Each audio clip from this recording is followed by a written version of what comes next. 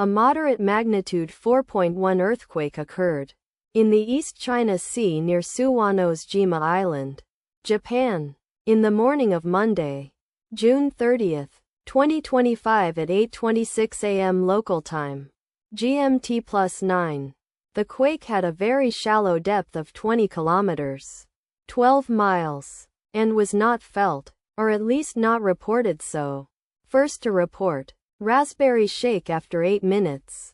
The earthquake occurred 5 hours after a magnitude 4.2 earthquake had hit on Monday, June 30, 2025, at 2:58 a.m.